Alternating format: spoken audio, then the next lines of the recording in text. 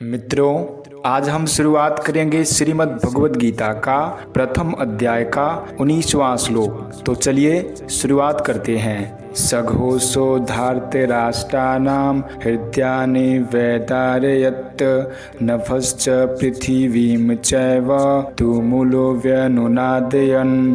अर्थात पांडव सेना के शंखों के उस भयंकर शब्द ने आकाश और पृथ्वी को भी गुंजाते हुए अन्यायपूर्वक राज्य हड़पने वाले दुर्योधन आदि के हृदय विदीर्ण कर दिए। सघोषो धार्तराष्ट्राणां तुमुलो व्यनुनादयन्। मित्रों, पांडव सेना की वह शंख ध्वनि इतनी विशाल, गहरी, ऊंची और भयंकर हुई कि उससे पृथ्वी और आकाश के बीच का भाग गूंज उठा। उस शब्द से अन्यायपूर्वक राज्य को हड़पने वालों के और उनकी सहायता के लिए खड़े हुए राजाओं के हृदय विदीर्ण हो गए।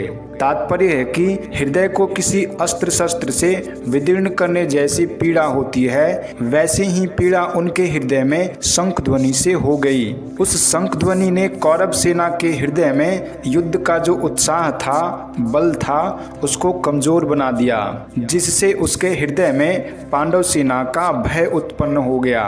मित्रों, संजय ये बातें धृतराष्ट्र को सुना रहे हैं। धृतराष्ट्र के सामने ही संजय का धृतराष्ट्र के पुत्रों अथवा संबंधियों के हृदय विदीर्ण कर दिए। ऐसा कहना सभ्यतापूर्ण और युक्ति संगत नहीं मालूम देता है। इसलिए संजय को धार्तराष्ट्र नाम न कहकर तावकीना नाम कहना चाहिए था, क्योंकि ऐसा कहना ही सभ्यता है। इस दृष्टि से यहाँ धार्तराष्ट्र नाम पद का अर्थ जिन्होंने अन्यायपूर्वक राज्य को धारण किया, ऐसा लेना ही युक्ति संगत तथा सभ्यतापूर्ण मालूम देता है।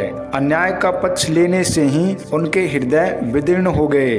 इस दृष्टि से भी यह अर्थ लेना ही युक्ति संगत मालूम देता है। मित्रों, यहाँ शंका हो सकती है कि कौरवों की 11 अछौहिनी सेना के शंख आदि बाजे बजे तो उनके शब्द का पांडव सेना पर कुछ भी असर नहीं हुआ, पर पांडवों की 7 अछौहिनी सेना के शंख बजे तो उनके शब्द से कौरव सेना के हृदय विदीर्ण क्यों हो गए। इसका समाधान यह है कि जिनके हृदय में अधर्म, पाप, अन्याय नहीं है, अर्थात जो धर्म पूर्वक अपने कर्तव्य का पालन करते हैं, उनका हृदय मजबूत होता है। उनके हृदय में भय नहीं होता। न्याय का पक्ष होने से उनमें उत्साह होता है, शूरवीरता होती है।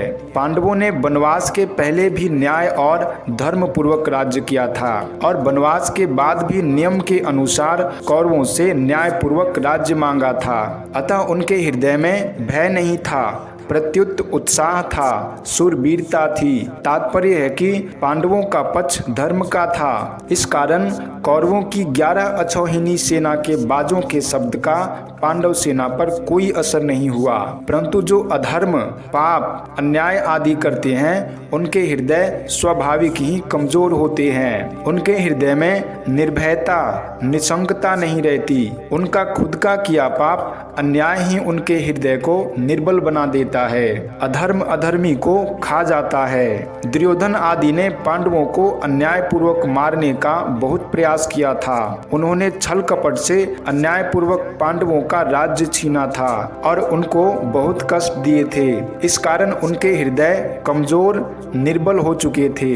तात्पर्य है कि कौरवों का पक्ष अधर्म का था, इसलिए पांडवों की 7 अछौहिनी सेना की शंख ध्वनि से उनके हृदय विदीर्ण हो गए। उनमें बड़े जोर की पीड़ा हो गई। मित्रों, इस प्रसंग से साधक को सावधान हो जाना चाहिए कि उसके द्वारा अपने शरीर, वाणी, मन से कभी कोई अन्याय और अधर्म का आचरण न हो जाए। अन्याय और अधर्म युक्त आचरण से मनुष्य का हृदय कमजोर, निर्बल हो जाता है। उसके हृदय में भय पैदा हो जाता है। उदाहरणार्थ, लंकाधिपति रावण से त्रिलोकी डरती थी। वही रावण जब सीता जी का हरण करने जाता है, तब भयभीत होकर इधर उधर देखता है। इसलिए साधक को चाहिए कि वह अन्याय, अधर्म युक्त आचरण कभी न करे।